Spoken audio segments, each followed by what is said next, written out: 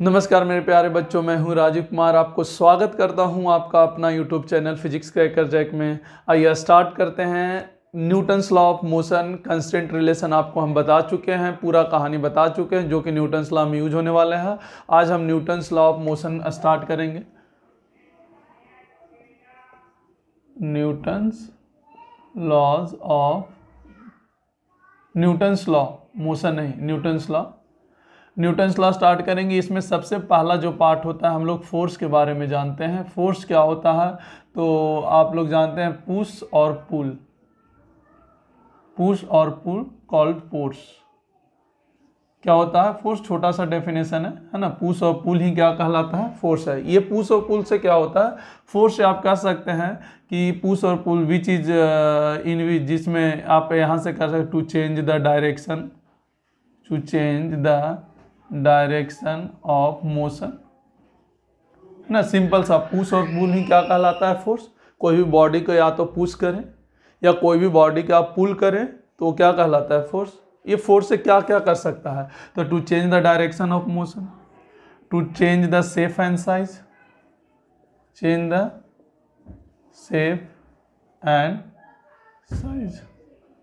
यहाँ पर कर सकता है कि to change the shape and size को चेंज कर सकता है, डायरेक्शन ऑफ मोशन को चेंज कर सकता है, अपना magnitude, to change the magnitude of velocity. जैसे कि अगर मान लीजिए कोई बॉडी है, बॉडी 10 मीटर पर सेकेंड से चल रहा है, तो आप इसमें उल्टा फोर्स लगाइएगा तो देखिए क्या ये वेलोसिटी घटने लगेगा।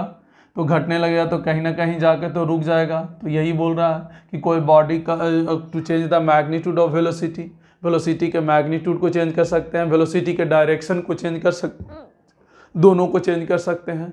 तो फोर्स यही है, फोर्स को फील करे कि क्या करता है। तो पुश और पुल करता है। पुश और पुल से क्या होता है? तो डायरेक्शन को चेंज करता है, शेप एंड साइज को चेंज करता है, मैग्नीट्यूड को चेंज कर सकता है ना। तो इस तरीक़ा से चीज़ों को चेंज कर सकता है। कोई भी बॉडी अगर रेस्ट में है तो उसको मोशन में ला सकता है, कोई बॉडी मोशन में है तो उसको रेस्ट में ला सकता है। मोर देन वैरायटी चीज़ों को इसमें काम किया जाता है। हालांकि बहुत सारा टाइप का फोर्स होता है। हम एक एक करके डिटेल में जो ज़रूरी है उसके बारे में हम लोग पढ़ेंगे। पहले एक एक करके हम फोर्स के बारे में समझते हैं।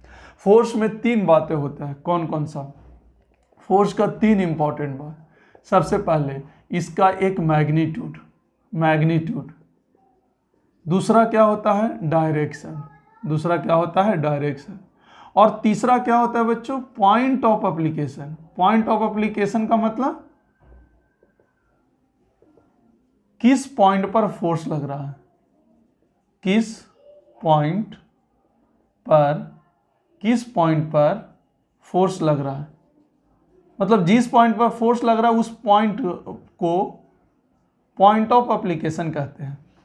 जिस पॉइंट पर आपका फोर्स लगता है उस पॉइंट को हम क्या कहते हैं? पॉइंट ऑफ एप्लीकेशन कहते हैं।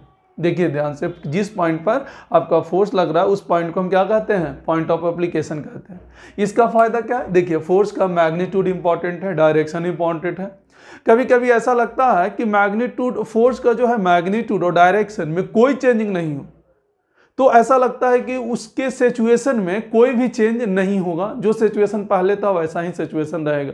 पर एक गलतफहमी है। ये डिपेंड जरूरी है कि कहाँ पर फोर्स लग रहा है, ये भी बात पे डिपेंड करता है।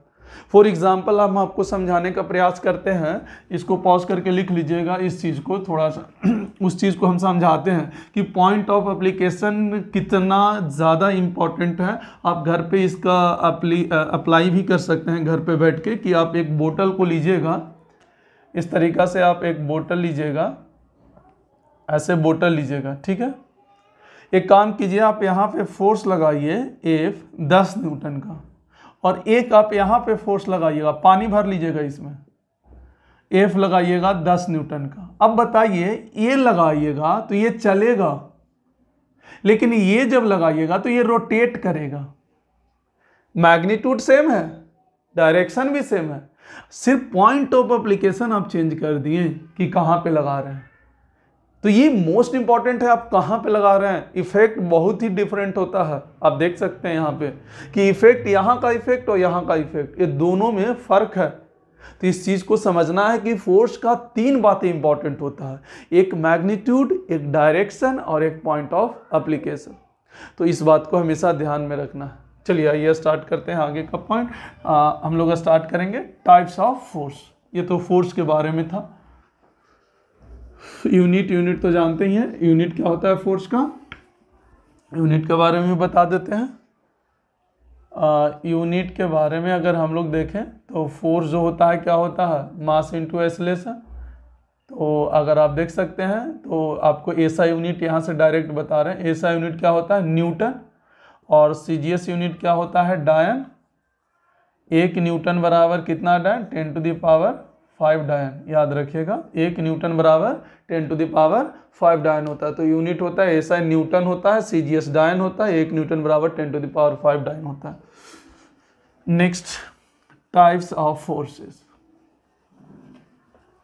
क्या लिखे, types of forces. 1 minute ink fill कर लेने दीजिए।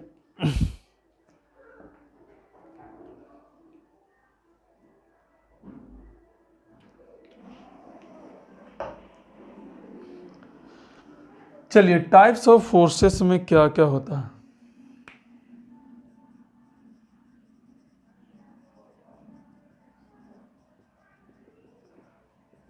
कई फोर्सेस क्लासिकल मैकेनिक्स के अनुसार है, कई मॉडर्न के अनुसार है। हम सिर्फ सिंपल सा बात करते हैं, ज़्यादा उसमें डिप नहीं जाना है हम लोग को। एक सबसे पहले जो बांटा गया हो ग्रेविटेशनल फोर्स, फिर इसमें आता है इलेक्ट्रोमैग्नेटिक फोर्स, इलेक्ट्रोमैग्नेटिक फोर्स। फिर आपका आता है कांटेक्ट फोर्स, और फिर आपका आता है यहाँ पर वीक फोर्स, और ये आता है फिर strong force means nuclear force. Nuclear force है ना, न्यूक्लियर फोर्स होता है सबसे स्ट्रॉन्ग फोर्स होता है न्यूक्लियर, लेकिन बहुत ही शॉर्ट रेंज का फोर्स होता है, जो कि हम लोग बाद में पढ़ेंगे मॉडर्न फिजिक्स में। वीक फोर्स को भी बहुत छोटा सा पार्ट पढ़ना पड़ता है, इसको भी ज़्यादा नहीं करना है, ये इसके बारे में हम लोग को पढ़ना है। तो ग्रेविटेशनल फोर्स, इलेक्ट्रोमैग्नेटिक फोर्स में भी कई पार्ट, ये इसमें जैसे होगा इलेक्ट्रिक फोर्स EF, इसमें होगा magnetic force MF, and all contact force electromagnetic nature का ही होता है। ऑल कॉन्टैक्ट फोर्सेस भी जो होता है इलेक्ट्रोमैग्नेटिक नेचर का होता है। इस टाइप का फील्ड वाला टाइप का है, पर बाद में पाया गया कि जितने भी कॉन्टैक्ट फोर्सेस होते हैं सब ऑल कॉन्टैक्ट फोर्स किस नेचर का होते हैं, इलेक्ट्रोमैग्नेटिक नेचर का ही होते हैं। एग्जैक्ट उसका टाइप नहीं है पर उसी के नेचर का होता है। इलेक्ट्रिक फोर्स, मैग्नेटिक फोर्स, ये सब बाद में पढ़ना है, इसलिए शॉर्ट में लिख रहे हैं। हम लोग को कॉन्टैक्ट फोर्स और ये ग्रेविटेशनल फोर्स, थोड़ा सा ग्रेविटेशनल फोर्स और कॉन्टैक्ट फोर्स के बारे में डिटेल में पढ़ना है। जैसे इसमें पढ़ना है नॉर्मल फोर्स, इसमें पढ़ना है फ्रिक्शन फोर्स, और आपका ये वाला पार्ट में पढ़ना है ऐसे बोल दीजिए स्प्रिंग फोर्स, सब इसी में आता है स्प्रिंग फोर्स, एंड साथ ही साथ स्ट्रिंग फोर्स, जो कि स्ट्रिंग फोर्स आपको पढ़ा चुके हैं। सबसे स्टार्टिंग में स्ट्रिंग फोर्स के बारे में पढ़ाए थे। मेनली हम लोग को इसके बारे में पढ़ना है और थोड़ा सा इसके बारे में ज्ञान देना है, बस। टाइप्स ऑफ फोर्सेस ये होता है। हम ऐसा वैरायटी नहीं तोड़े हैं कि क्लासिकल मैकेनिक्स के अनुसार किस प्रकार का होता है, अब के अनुसार किस प्रकार का। हम सिंपल सा फोर्सेस का टाइप किए हैं, क्योंकि उस टाइप का चीज़ें का जरूरत ही नहीं है अपने सिलेबस में। तो सिंपल सा फोर्सेस का मतलब समझे क्या है। हम अभी जो पढ़ाएंगे आपको एक छोटा सा ये बताएंगे और फिर ये थोड़ा सा ये बताएंगे। इसमें से नॉर्मल फोर्स बताएंगे, फ्रिक्शन फोर्स का सिर्फ छोटा सा आइडिया देंगे, बाकी स्पेशल चैप्टर है। स्प्रिंग फोर्स भी इसी चैप्टर में पढ़ना, न्यूटन्स लॉ में, और स्ट्रिंग फोर्स ऑलरेडी पढ़ा चुके हैं कि रस्सी में टेंशन कैसे लगता है, डायरेक्शन लिखने का तरीका ऑलरेडी हम कांस्टेंट रिलेशन का फर्स्ट लेक्चर में बता चुके हैं कि किस तरीका से टेंशन फोर्स को डिफाइन किया जाता है, कि रस्सी में जो फोर्स आता है उसको हम टेंशन फोर्स कहते हैं। इस प्रकार से इसको बता चुके हैं। तो अभी जो हम लोग को पढ़ना है कौन कौन सा, ये और फ्रिक्शन के बारे में थोड़ा सा आइडिया, और स्प्रिंग फोर्स तो बीच में पढ़ेंगे जब हम लोग स्प्रिंग जब चालू करेंगे तभी स्प्रिंग फोर्स पढ़ेंगे। इसी चैप्टर में पढ़ना, ज़्यादा दूर भी नहीं जाना है।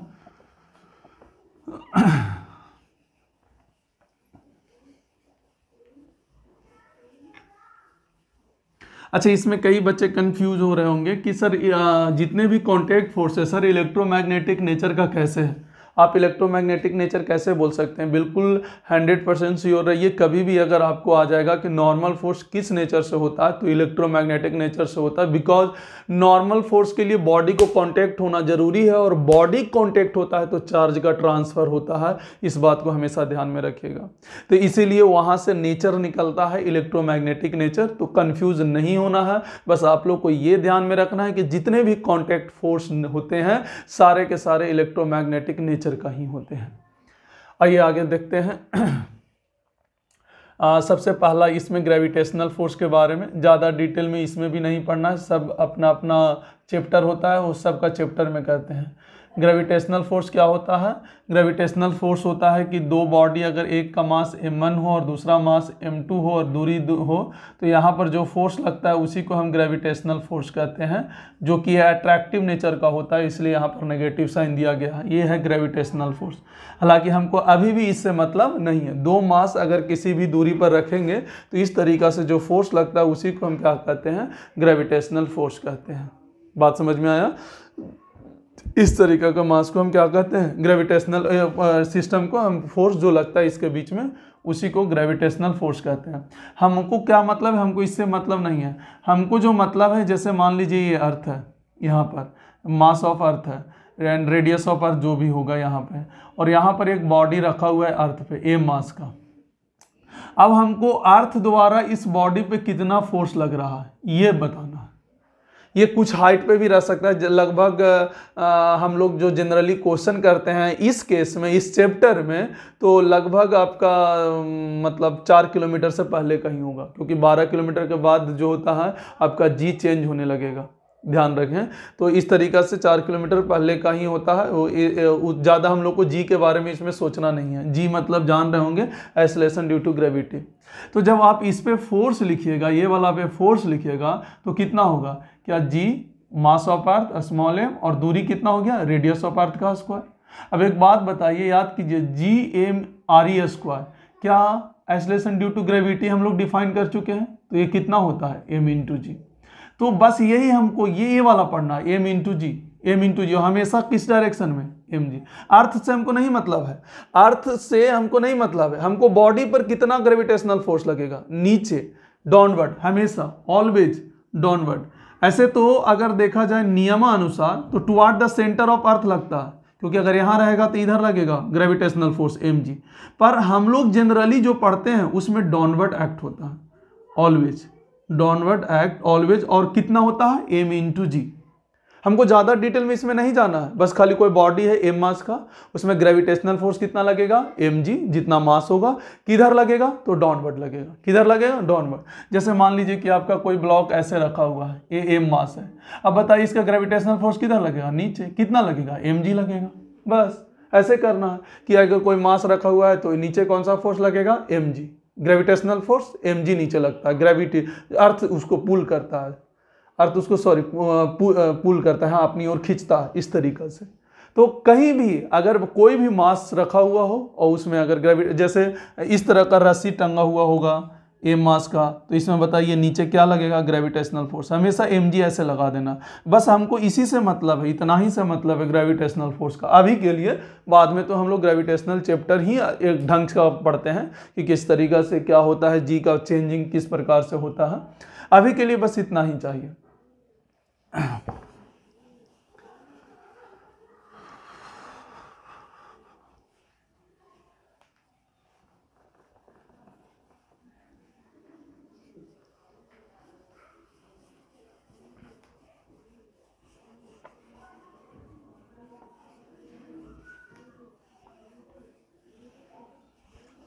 हाँ भाई, देखिए ध्यान से आगे।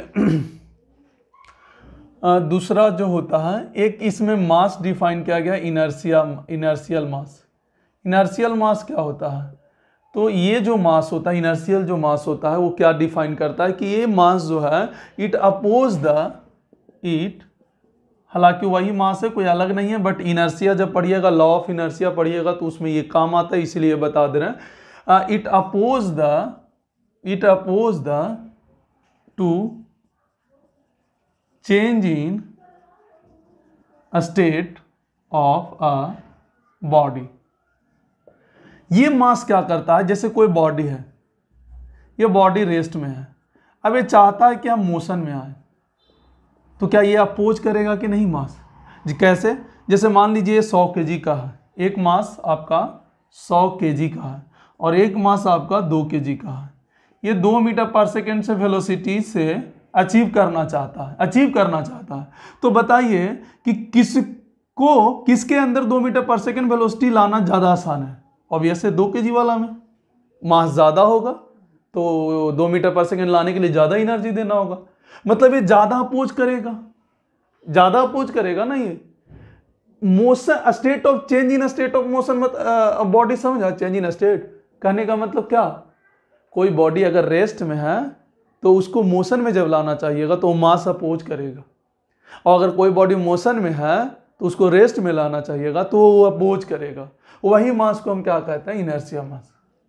यहाँ पर क्या होता है? इनर्शियल मास। ये जो इनर्शियल मास जो होता है हमेशा अपोज करता है ना, इस मोशन को क्या करता है? अपोज करता है। अगर कोई रेस्ट में हो और उसको लाना चाहे मोशन में, तो वो जो है इनर्शियल मास जो होता है वो क्या करता है? अपोज करता है। बस इतना ही मान में रखना है, बाकी ज़्यादा डिटेल में कुछ जाने की ज़रूरत नहीं है। सिंपल सा वो सारा चीज़ हम सिर्फ बता रहे हैं जो आपका जेईई में नीट और एडवांस में आता है। ऐसा नहीं कि यही दुनिया है पूरा फिजिक्स का। फिजिक्स अनंत है, कई गुना ज़्यादा है। आईआईटी लेवल से हज़ारों गुना ज़्यादा ऊपर लेवल तक का फिजिक्स होता है, पर हम लोग को बहुत ही छोटा लेवल का पढ़ना पड़ता है। तो हम लोग सिर्फ उतना ही पे बात करेंगे जिससे हमारा न्यूमेरिकल का जो टेक्निक है वो क्लियर हो सके।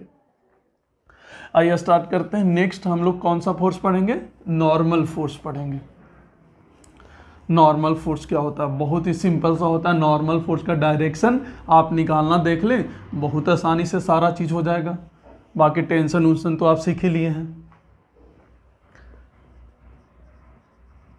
नॉर्मल फोर्स, नॉर्मल फोर्स क्या होता है इस चीज़ को समझे। सबसे पहले आप इस बॉडी को देखें, ध्यान से देखिएगा। नॉर्मल फोर्स, ये मास है। अब नीचे एक mg है, ये नीचे क्या है? mg है। तो ये mg क्या चाहेगा कि ये इसको नीचे लेके जाए, पर ये नीचे जा नहीं रहा है। किसके वजह से? इसको कोई बैलेंस इतना ही फोर्स ऊपर कर रहा होगा। तो कौन कर रहा है? दिखाई तो नहीं दे रहा है हमको, कोई फोर्स दिख तो नहीं रहा। तो इसका मतलब कोई जादू लगा रहा होगा ये कांटेक्ट वाला, और इसी के लॉन्ग होना मतलब एक कांटेक्ट सरफेस के कारण एक फोर्स जनरेट हो रहा होगा। सरफेस के कारण, कांटेक्ट सरफेस के कारण क्या ये एक फोर्स जनरेट हो रहा होगा? इसी फोर्स को कहते हैं नॉर्मल फोर्स। इसी फोर्स को कहते हैं नॉर्मल, जो कांटेक्ट सरफेस के परपेंडिकुलर डायरेक्शन में लगता है। कांटेक्ट सरफेस के परपेंडिकुलर डायरेक्शन में लगता है, उस फोर्स को कांटेक्ट सरफेस कहते हैं, नॉर्मल फोर्स कहते हैं, और एक कांटेक्ट के वजह से होता है। अब आप ही सोच लीजिए कि हम इसको अब आगे ले जाएं, ऐसे फोर्स लगाएं, अब पर चला नहीं, इसका मतलब क्या पीछे भी कोई फोर्स लग रहा होगा? इसका मतलब पीछे भी कोई लग रहा होगा तभी ना गया। कभी कभी होता है ना ऐसा कि खींच रहे हैं पर चल नहीं रहा, तो क्या हो रहा है? इसका मतलब इतना ही फोर्स पीछे लग रहा होगा। अच्छा, पीछे दिख नहीं रहा, फिर क्या दिख रहा है? कांटेक्ट। इसका मतलब कांटेक्ट के कारण एक और फोर्स लगता है, जिसको हम लोग कहते हैं फ्रिक्शन फोर्स। क्या कहते हैं? Friction force. इसको स्मॉल f से डिनोट करते हैं और इसको कैपिटल N से डिनोट करते हैं। तो इस कांटेक्ट के वजह से दो फोर्स होता है, एक कांटेक्ट सरफेस के परपेंडिकुलर डायरेक्शन में, इसको हम नॉर्मल कहते हैं, और एक कांटेक्ट के वजह से एक और होता है जो कांटेक्ट सरफेस के अलोंग लगता है, उसको हम क्या कहते हैं? फ्रिक्शन कहते हैं। और ये दोनों का रिजल्टेंट आप निकालिएगा तो इसको कहते हैं net contact force. Net contact force दोनों कांटेक्ट के कारण आता है। अगर आप ध्यान से देखें तो दोनों का एक ही काम है, दोनों का एक ही काम है, ये कांटेक्ट को मेंटेन रखना। ध्यान से समझिए, ये बॉडी और ये नीचे धरती माँ क्या आपस में कांटेक्ट में है? तो ये चाह रहा है कि ये कांटेक्ट ही में ही रहे। mg क्या चाह रहा था कि नहीं उसको नीचे लेकर आ जाए, कांटेक्ट को छुड़ाना चाह रहा था, पर नॉर्मल बोला भाई साहब हम हैं, अलग नहीं कर सकता। फ्रिक्शन फोर्स ये चाहा कि हम इसको इधर लेकर जाए अलग, तो ये भी बोला कि भाई साहब हम हैं। ये दोनों का काम एक ही है, दोनों भाई हैं, दोनों एक ही जात पात कहने का समझिए, कांटेक्ट फोर्स का ही कंपोनेंट है। ये चाहता है, ये भी चाहता है कि ये कांटेक्ट छूटे नहीं, और ये भी चाहता है कि ये कांटेक्ट छूटे नहीं, दोनों कहता है कि कांटेक्ट में रहे।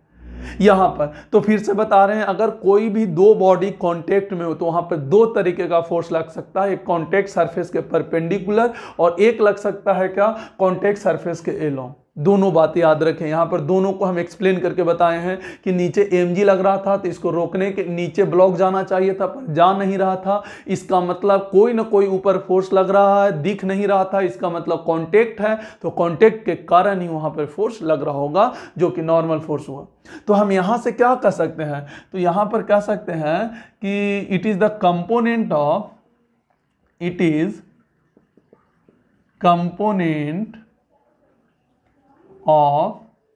net contact force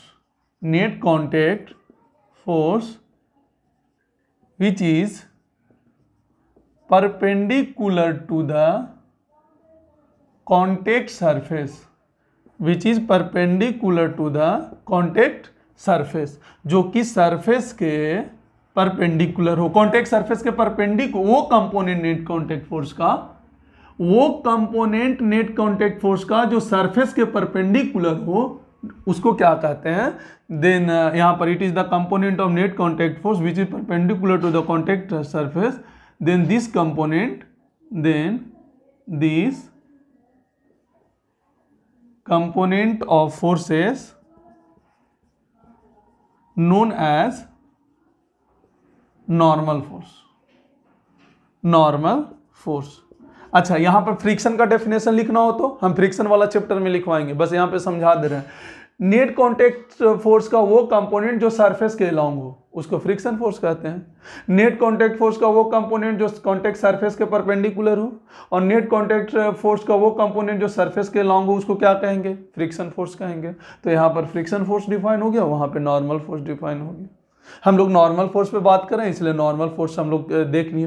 अच्छा, नॉर्मल फोर्स क्या करता है, इस बॉडी को क्या पुश कर रहा है, तो हमेशा याद रखिएगा नॉर्मल फोर्स को हम लोग और फोर्स कौन सा कहते हैं, पुशिंग फोर्स कहते हैं। एंड साथ ही साथ इलेक्ट्रोमैग्नेटिक नेचर का होता है। क्या होता है, इलेक्ट्रोमैग्नेटिक इन नेचर का होता है। किसी भी बॉडी को वो पुश करता है और कांटेक्ट सरफेस के परपेंडिकुलर में पुश करता है। समझ में आया, कांटेक्ट सरफेस के परपेंडिकुलर डायरेक्शन में पुश करता है। यह हमेशा चाहता है कि किसी को यहां पर पुश करना, किसी को भी ऐसा चाहेगा कि हम उसको पुश करें और कांटेक्ट सरफेस के परपेंडिकुलर डायरेक्शन में। तो डायरेक्शन भी देखिए इसका लिखना बहुत आसान है, दिखाते हैं कैसे लिख सकते हैं आप इसका डायरेक्शन।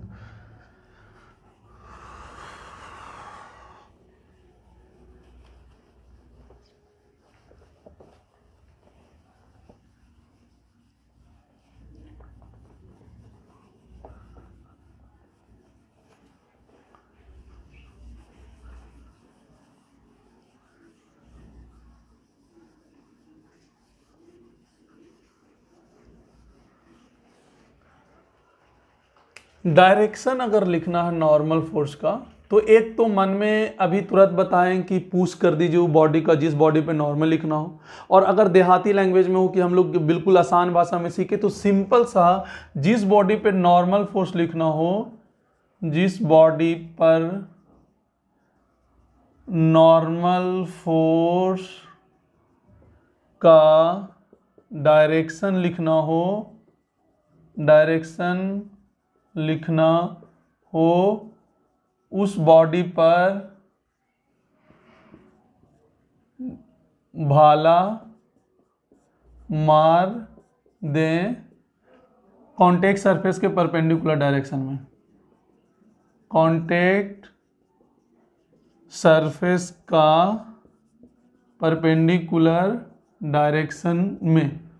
कहने का मतलब ये बॉडी है, अब इस बॉडी पे बोला नॉर्मल फोर्स का डायरेक्शन लिखें, नीचे क्या होगा, ग्रेविटेशनल फोर्स। अब इस बॉडी, क्या ये कॉन्टेक्ट सरफेस है, अभी क्या बोलें, कॉन्टेक्ट सरफेस के परपेंडिकुलर डायरेक्शन में उसी को भाला मार दें, तो भाला मारेंगे तो ऐसे ही ना मारेंगे भाई, नीचे तो मारेंगे नहीं, कॉन्टेक्ट सरफेस जिधर रहेगा उधर से ही ना मारेंगे, तो कॉन्टेक्ट सरफेस इधर है तो इधर से भाला मार दिए, तो देखिए डायरेक्शन लिखा गया।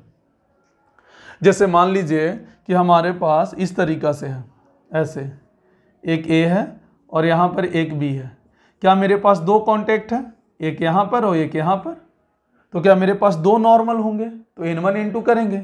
तो अगर हम बी पर लिखेंगे, बी पर हम लिखें, तो बी पर लिखेंगे तो एक बात बताइए, बी पर क्या ये कॉन्टेक्ट है ना, तो कॉन्टेक्ट है तो क्या हम इस पे भाला मार दें, कॉन्टेक्ट सरफेस के परपेंडिकुलर डायरेक्शन में, ये n1 हो गया। अच्छा यहाँ पर ए है, यहाँ पर ए, यहाँ पर इसका लिख रहे हैं, ध्यान से देखना है, डायरेक्शन लिखना, क्या ए पर दो कॉन्टेक्ट है, एक नीचे है और एक ऊपर है, तो ऊपर वाला कॉन्टेक्ट के कारण ए पर लिख रहे हैं तो ए पर भाला मारेंगे। अच्छा क्या n1 ही होगा, क्योंकि कॉन्टेक्ट तो वही है, एक कॉन्टेक्ट है तो एक ही टाइप के ना फोर्स लगेगा n1। अगर बी पर हम लोग जो भाला मारे ए के कारण वो n1 हुआ, तो बी जो है ए पर n1 ही ना मारेगा, क्योंकि कॉन्टेक्ट तो सेम है, अलग थोड़ी ना है। अच्छा हाँ, ये कॉन्टेक्ट अलग है, तो इस कॉन्टेक्ट के कारण जब भाला मारेंगे तो कॉन्टेक्ट सरफेस के परपेंडिकुलर भाला मारेंगे, तो ये n2 हो जाएगा, अलग नाम देना पड़ेगा। तो जितना कॉन्टेक्ट उतना अलग अलग तरीके का फोर्स लगेगा, इस बात को हमेशा ध्यान में रखना है। जितना आपका कॉन्टेक्ट होता है उतना अलग अलग वैरायटी का आपका क्या होता है, फोर्सेस लगता है, उतना अलग अलग वैरायटी का चीज़ें यहाँ पर डिफाइन किया जाता है। तो आई होप कि ये कहानी आपको समझ में आ रहा होगा। और भी देखिए ढेर सारा भी हम लोग डायरेक्शन लिखेंगे नॉर्मल का डायरेक्शन ढंग से लिखने आना चाहिए। कॉन्टेक्ट सरफेस के परपेंडिकुलर डायरेक्शन में आपको भाला मारना है, जिस बॉडी पे डायरेक्शन लिखना हो नॉर्मल फोर्स का, कॉन्टेक्ट सरफेस के परपेंडिकुलर डायरेक्शन में भाला मार दें उस बॉडी पर, आपका डायरेक्शन लिखा जाएगा। जैसे मान लीजिए कि आपके पास इस तरीका से ऐसे है, एक यहाँ पर ऐसे है, एक यहाँ पर ऐसे है, ठीक है, और यहाँ से ऐसे पुश कर रहा है, ए है, ए बी है। अब बताइए ए पर कितना नॉर्मल है, एक यहाँ कॉन्टेक्ट और यहाँ कॉन्टेक्ट दो, बी पे कितना, एक नीचे, एक ये और एक ये, तीन। तो आइए ए पर लिखिए, तो ए पर नॉर्मल कॉन्टेक्ट फोर्स लिखना, ये वाला मत लिखना, तो नीचे वाला के कारण क्या नीचे से भाला मारेगा, n1, इधर वाला के कारण तो कॉन्टेक्ट सरफेस के परपेंडिकुलर डायरेक्शन में इधर से भाला मारेगा, n2। आइए n1 पे लिखा गया ए पर, उसी तरह बी पर लिखिए आप डायरेक्शन। तो बी पर जब लिखिएगा तो एक तो ध्यान से देखिए, एक ए, एक नीचे और एक ऊपर, तो ये वाला तो वही है जो यहाँ है, तो ये वाला ऑलरेडी n2 नाम कर चुके हैं। तो अगर ए पर लिखे तो इधर n2 और बी पर लिखेंगे तो इधर ना बी पर ना भाला मारेंगे, तो n2 ही इधर होगा। नीचे वाला अलग है, ये अलग है, ये अलग है, क्योंकि ये अलग, इसका वेट अलग होगा, तो नीचे वाला का नामकरण अलग कर दीजिए n3, और नीचे वाला कॉन्टेक्ट के कारण भाला मारिए। इधर वाला कॉन्टेक्ट के कारण फिर से अलग आ गया, तो इधर वाला के लिए n4 लिख दीजिए। क्या कॉन्टेक्ट फोर्स के कारण नॉर्मल का जो डायरेक्शन है किस तरीका से लिखा रहा है, क्या आपको समझ में आ रहा है।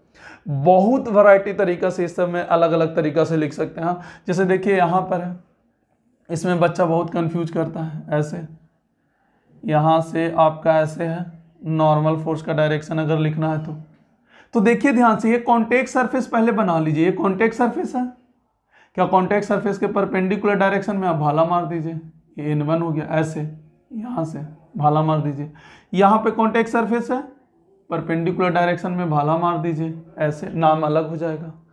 उसी तरीका से इसको पॉज करके सबको लिखते जाइए, डायरेक्शन पे प्रैक्टिस कराते जाते हैं। देखिएगा, अगर मान लेते हैं कि हमारे पास कुछ ऐसा हो, यहाँ से इस तरीका से ऐसे हो, यहाँ से इस तरीका से हो। अब देखिए कॉन्टेक्ट सरफेस यहाँ पर ऐसे है, तो यहाँ पर ऐसे भाला मारिए, यहाँ पे कॉन्टेक्ट सरफेस अब ऐसे हो गया, इस तरीका से हो गया, तो भाला ऐसे मराएगा, क्योंकि कॉन्टेक्ट अब ऐसे ना दिख रहा है, अब ऐसे नहीं है कॉन्टैक्ट, ऐसे है कॉन्टैक्ट, तो परपेंडिकुलर डायरेक्शन में भाला मार दीजिए, तो देखिए नॉर्मल का डायरेक्शन ऐसे लिखाएगा। बहुत ज़्यादा ऐसा अलग अलग वैरायटी से आप लिख सकते हैं नॉर्मल का डायरेक्शन, अलग अलग तरीका में, अलग अलग चीज़ों में। नॉर्मल का डायरेक्शन जब तक लिखने नहीं आएगा, टेंशन का डायरेक्शन जब तक लिखने नहीं आएगा, सवाल आगे नहीं बन पाएगा। जैसे देखिए यहाँ पर ऐसे है, मान लीजिए कि आपका इस तरीका से है, यहाँ पे कोई एक फोर्स ऐसे पुल कर रहा है। अब बताइए कितना फोर्स है यहाँ पे टोटल, तो 2 कॉन्टैक्ट फोर्स है, एक यहाँ एक यहाँ। तो कॉन्टैक्ट सरफेस के परपेंडिकुलर डायरेक्शन में एक यहाँ पर भाला मारेंगे तो N1, कॉन्टैक्ट सरफेस के परपेंडिकुलर डायरेक्शन में यहाँ भाला मारेंगे तो N2। बस N1 और N2 निकल गया। देख लीजिए कितना आसानी से हो गया। जैसे अगर मान लेते हैं कुछ इस प्रकार से अगर आपका डायग्राम दिया हो, ऐसे डायग्राम दिया हो, ऐसे दिया हो यहाँ पर इस तरीका से, तो देखिए क्या कॉन्टैक्ट सरफेस यहाँ है तो एक भाला मारेंगे, यहाँ पर N1 हो गया। अच्छा यहाँ पर रस्सी है तो यहाँ पर बैठ के जाला इधर छोड़ेंगे, ध्यान से देखिए यहाँ रस्सी है यहाँ पे, तो यहाँ पे बैठ के जाला छोड़ेंगे तो इधर क्या हो जाएगा टेंशन। बोले थे ना बैठ जाइए इधर जाला छोड़ दीजिए जिधर रस्सी हो, स्पाइडरमैन की तरह। ये फर्स्ट लेक्चर में डाला हुआ है कंस्टेंट रिलेशन का रस्सी वाला कहानी कि टेंशन फोर्स का डायरेक्शन कैसे लिखते हैं। उसी तरह नॉर्मल फोर्स का भी डायरेक्शन बहुत ही आसानी से लिखा जा सकता है, जो कि है। अब दिक्कत ये है कि जब डायरेक्शन लिखने सीख जाते हैं तो कई बार बच्चा गलत कर बैठता है, क्योंकि नॉर्मल फोर्स को देखा नहीं और समझा नहीं था। नॉर्मल फोर्स जो होता है एक पुशिंग फोर्स होता है, मतलब जब तक आप पुश नहीं करेंगे आपका उसका नॉर्मल फोर्स नहीं आएगा। जैसे ध्यान से देखिए, एक बॉडी यहाँ पर है, अब हम बोले किसी बच्चा को कि यहाँ पे नॉर्मल फोर्स लिखिए और हमको बताइए कि नॉर्मल फोर्स का डायरेक्शन किधर होगा। किसी बच्चा से हम पूछें कि बताइए कि इस पे नॉर्मल फोर्स का जो डायरेक्शन है वो नॉर्मल फोर्स का डायरेक्शन किधर होगा, तो अगर आप ध्यान से देखें तो आपका ये अगर ये फोर्स है तो एक बच्चा बोला सर नीचे से कांटेक्ट में है तो परपेंडिकुलर डायरेक्शन में N1, और एक वॉल से है तो कांटेक्ट सरफेस के परपेंडिकुलर डायरेक्शन में N2। पर यहाँ पर बता दे बच्चों N2 का वैल्यू आपका 0 होगा। क्यों? क्योंकि देखिए इधर से पुश नहीं कर रहा है, जब तक एक दूसरे को पुश नहीं करेगा तब तक उसके बीच में कोई फोर्स नहीं आता। हाँ, अगर इधर से कोई फोर्स लगा रहा होता तो ये दीवार को पुश करता, पुश इसको करता, तब नॉर्मल आता। अभी कोई फोर्स नहीं लगा रहा, तो यहाँ पर सिर्फ जो कांटेक्ट होने का बहाना कर रहा है, यहाँ पे कांटेक्ट नहीं है, सिर्फ ऐसा लग रहा है कि कांटेक्ट है। नॉर्मल फोर्स तभी लगेगा जब आपका कांटेक्ट के साथ साथ एक दूसरे को कंप्रेस करता हो। नॉर्मल फोर्स तभी लगता है जब आपका कंप्रेस के साथ साथ कांटेक्ट के साथ साथ एक दूसरे को कंप्रेस करो। जैसे देखिए नीचे वाला में क्यों लग रहा है, तो ये इसका भार नीचे आ रहा है तो ये इसको ऊपर दे रहा होगा, तो इसीलिए जब तक एक दूसरे के कंप्रेस ना कर ले तब तक नॉर्मल फोर्स नहीं लगता। तो इस केस का, इस टाइप के केस का आप ध्यान रखें। तो ये आपका किसका कहानी था, नॉर्मल फोर्स का। नॉर्मल फोर्स का हर टाइप का हम लोग बता चुके। फ्रिक्शन भी थोड़ा बहुत समझा दिए कि नेट कांटेक्ट फोर्स का वो कंपोनेंट जो सरफेस के अलोंग हो, कांटेक्ट सरफेस के अलोंग हो, उसको हम लोग क्या कहते हैं, फ्रिक्शन फोर्स, जो कि फ्रिक्शन चैप्टर में उसको ज़्यादा डिटेल में करेंगे। स्ट्रिंग फोर्स हो गया, नॉर्मल फोर्स हो गया, एक बचा स्प्रिंग फोर्स जो कि हम लोग इसी चैप्टर में बीच में करेंगे जब स्प्रिंग स्टार्ट करेंगे तो। और फ्रिक्शन फोर्स का अपना तो सेपरेट चैप्टर ही है तो उसमें कोई दिक्कत है नहीं। बाकी हर जितने भी टाइप्स ऑफ फोर्सेस बताएं सबका अपना अपना एक चैप्टर है, तो उस चैप्टर में ही डील करेंगे, यहाँ पे कोई ज़रूरत नहीं है डील करने का।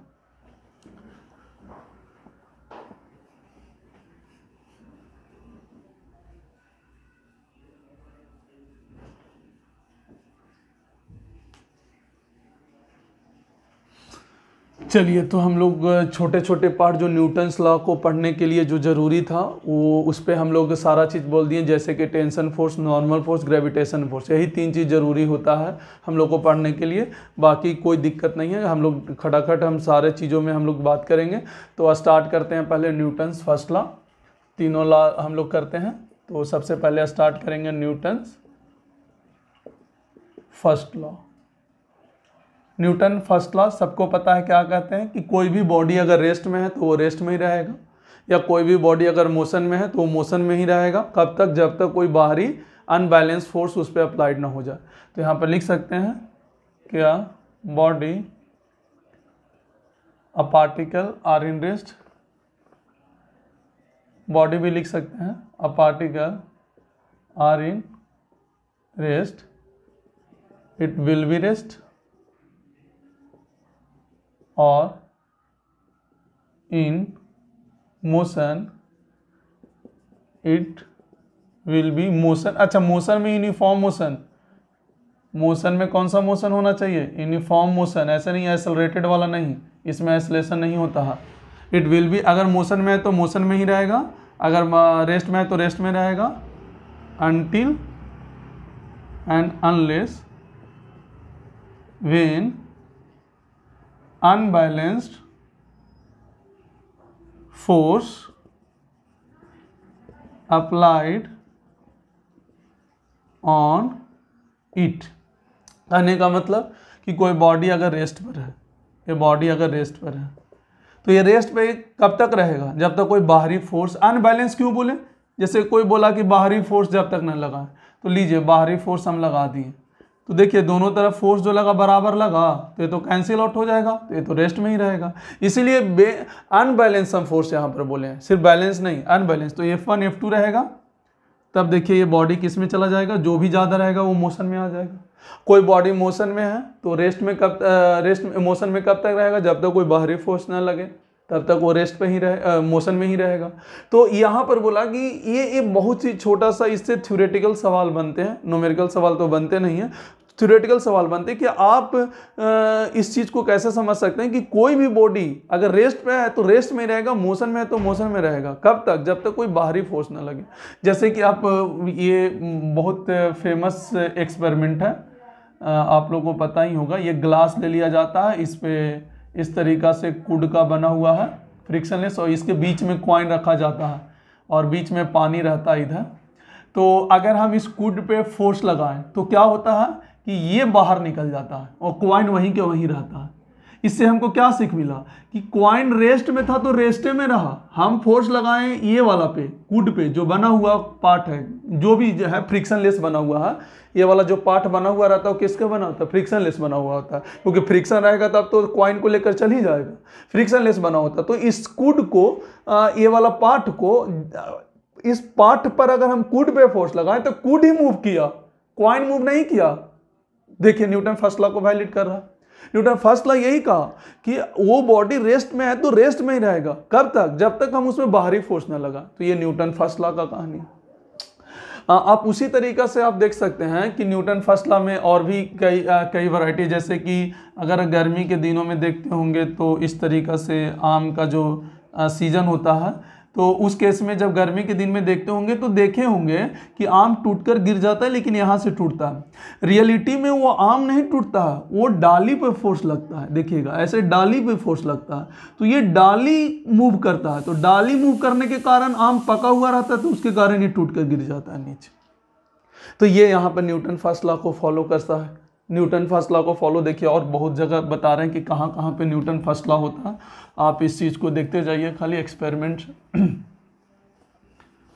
सिंपल सा इसमें एक्सपेरिमेंटल चीज़ ही बताया जा सकता है, इसमें और कुछ है नहीं, थ्योरेटिकल ही सिर्फ पार्ट है, न्यूमेरिकल पार्ट तो है नहीं इसमें, न्यूमेरिकल पार्ट को इसमें बताया जाए।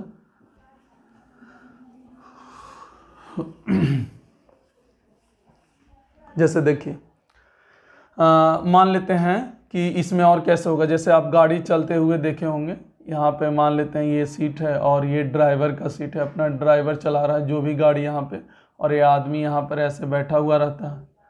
ठीक है, आप देखे होंगे कि गाड़ी अगर रेस्ट में है, आदमी भी खुश है, ये गाड़ी जब आगे चलता है तो आप जो फोर्स लगाए वो किस पे लगाए? गाड़ी पर, तो आदमी पे तो नहीं लगाए। तो देखते होंगे कि रुका हुआ गाड़ी और चलना स्टार्ट हुआ तो हम पीछे की ओर फेंकाते हैं। रियल में हम पीछे की ओर नहीं फेंकाते हैं, गाड़ी आगे चलता है, हम तो वहीं रहते हैं क्योंकि हम पर कोई फोर्स लगा नहीं।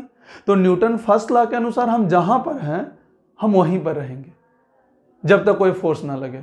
तो इसीलिए ऐसा हमको महसूस होता है कि हम पीछे जाते हैं, नहीं, गाड़ी आगे जाते हैं, गाड़ी आगे जाती है क्योंकि उस पर फोर्स लगा तो वो मोशन में आएगा।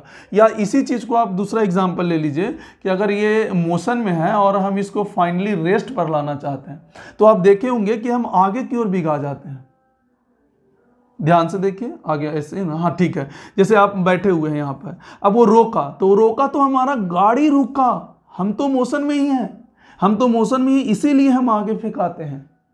ब्रेक लगा होगा तो आप देखे होंगे कि आप आगे चल जाते हैं, रियल में आप नहीं आगे जाते हैं, आप तो वही मोशन जो था पहले, आप मोशन में ही रहते हैं। गाड़ी आपका पीछे रुकने लगता है, गाड़ी आपका स्लो होने लगता है तो गाड़ी रुकता है, गाड़ी पीछे जाता है, आप नहीं, आप वहीं के वहीं रहते हैं। तो ये सब एग्जाम्पल न्यूटन फर्स्ट लॉ का है। जब तक आप किसी भी बॉडी पे एक्सटर्नल अनबैलेंस फोर्स नहीं लगा देते हैं तब तक वो बॉडी रेस्ट में है तो रेस्ट में ही रहेगा, मोशन में है तो मोशन में ही रहेगा। जैसे कि आपको एक और कहानी बताते हैं। जैसे मान लीजिए कि एक बेचारा कोई आदमी है, इसको थोड़ा सा ध्यान से देखिएगा, सही से हमसे डायग्राम तो नहीं बन पा रहा है। ऐसे मान लीजिए कि इस तरीक़ा से ऐसे घोड़ा है, ये दौड़ते जा रहा है इस तरीक़ा से, इसमें बेचारे दूल्हे राजा बैठे हुए हैं ऐसे इस तरीक़ा से, शादी होकर लौट रहा था, बहुत स्पीड में घोड़ा जा रहा था।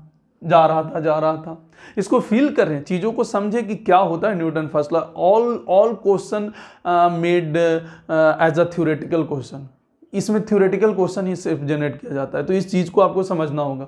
तो जैसे ये जा रहा था, स्पीड में जा रहा था, अचानक यहाँ पर खाई आ गया तो घोड़ा तो भाई खड़ा हो गया, घोड़ा यहाँ पर ऐसे करके खड़ा हो गया तो घोड़ा तो रुक गया। अब आदमी तो भाई मोशन में है तो घोड़ा रुक गया, आदमी खाई में चला गया।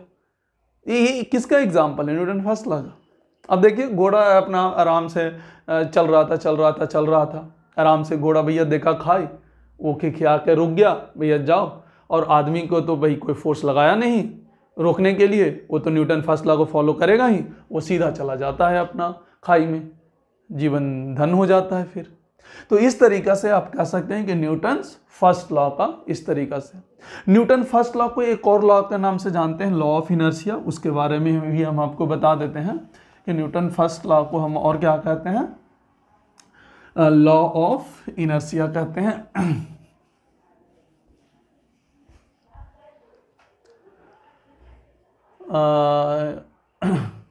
इस लॉ ऑफ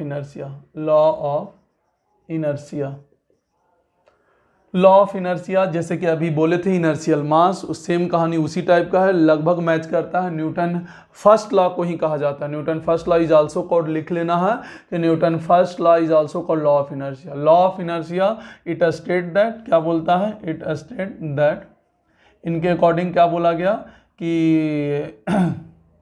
यहाँ पर according to law of inertia के अकॉर्डिंग क्या बोला गया कि it oppose the change in state of body, कोई भी बॉडी का स्टेट को चेंज होने में ये अपोज करता है, ये लॉ ऑफ इनर्शिया बोला। And it is measure by the mass, it is, आपको समझ में आ रहा होगा कि क्या लिख रहे हैं, अभी इसके पहले ये बात बोल चुके हैं, measure by the mass, measure by the mass. अगर मास आपका ज़्यादा है तो इनर्शिया भी आपका ज़्यादा होगा, मास अगर आपका कम है तो इनर्शिया भी जो होगा आपका कम होगा। कहने का मतलब ये अपोज करता है। अभी हम तुरंत एग्जांपल लिए थे कि आप 2 kg का लीजिए और 100 kg का लीजिए, दोनों में हम चाहते हैं 2 मीटर पर सेकंड से वेलोसिटी आ जाए, 2 मीटर पर सेकंड से वेलोसिटी आ जाए, तो बताइए ज़्यादा तकलीफ किस में होगा? इसमें होगा, मतलब ये ज़्यादा अपोज करेगा। ये 2 मीटर रेस्ट में था, अब उसमें चाह रहे हैं 2 मीटर पर सेकंड वेलोसिटी इसमें आ जाए, तो ये 2 मीटर पर सेकंड लाने के लिए क्या हमको इसमें ज़्यादा एनर्जी देना होगा, तो ये ज़्यादा अपोज करेगा। तो जितना ज़्यादा मास उतना ही ज़्यादा अपोज करता है, याद रखिएगा। तो और ये किससे, इनर्शिया किससे मेजर किया जाता है? Measure by mass. जितना ज़्यादा मास इनर्शिया उतना ज़्यादा, जितना कम मास इनर्शिया कम।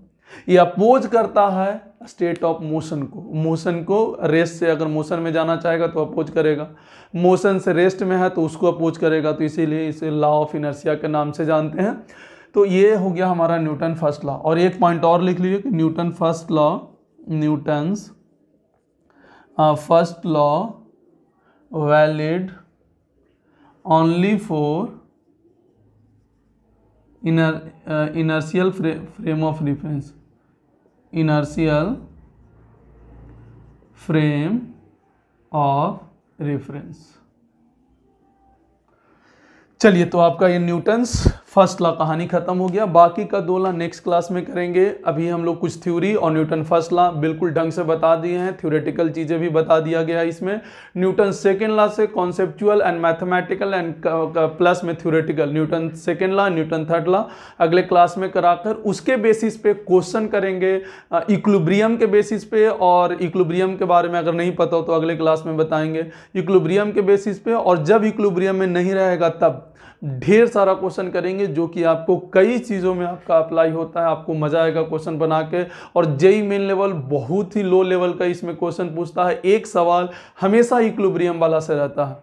जेईई मेन कभी भी अब इस टाइप का क्वेश्चन नहीं पूछता है एक्सेलरेटेड वाला। लगभग अब जो देखा जा रहा है उसके हिसाब से 3 साल में जब से एनटीए पेपर चला रहा है तब से बता रहे हैं कि एक्सेलरेटेड वाला क्वेश्चन बहुत कम पूछ रहा है। पर हम लोग सारा चीज़ पढ़कर चलते हैं, कब क्या हो जाए कोई गारंटी नहीं है। तो अगले क्लास से लगभग आपका थ्योरी खत्म होकर न्यूमेरिकल स्टार्ट हो जाएगा। फिर अप टू 2 से 3 दिन में ये भी खत्म होगा, फिर आपका फ्रिक्शन स्टार्ट करेंगे। आई होप कि ये लेक्चर आपको समझ में आया होगा। और अगर आपको ये पसंद आया होगा तो ज़्यादा से ज़्यादा लोगों को प्लीज़ शेयर करें ताकि ये कॉन्सेप्ट हर बच्चों के पास जा सके। और बहुत ही ज़्यादा ट्रिकली अभी आगे हम लोग जितना भी अभी जब भी न्यूमेरिकल पोर्शन आएगा आपको दिखेगा कि काइनेमेटिक्स में भी हम लोग बहुत ज़्यादा ट्रिक सीखते थे। वैसा ही इसमें कि ओरल आंसर कैसे बना सकें, वैसे बीच बीच में हम आपको एक ट्रिक देते रहेंगे। और फाइनली एक चेकलिस्ट एक आपको वैसा छोटा शॉर्ट वीडियो बनाकर आपको जो ट्रिक का है आपको शॉर्ट नोट्स बनाने का जो है वो आपको देंगे, दिखाएंगे। आई होप कि ये कहानी क्लियर हो गया होगा। बाकी के नेक्स्ट क्लास में धन्यवाद।